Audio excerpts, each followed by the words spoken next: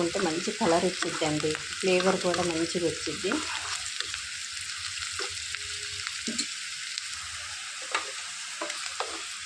మంచిగా వేగిపోయిందండి. ఇప్పుడు తరిగి పెట్టుకున్న వంకాయ ముక్కలు నీళ్ళల్లోంచి తీసి ఇందులో వేసుకోవాలి.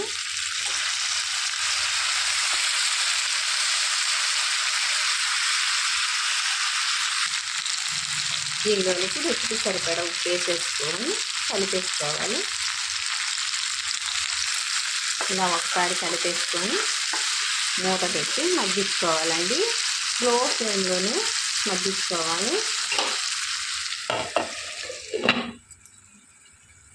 వేయించి పెట్టుకున్న వాటిని మిక్సీలో వేసుకోవాలండి. మిక్సీ జార్లో వేసుకొని మిక్సీ పట్టుకుందామండి.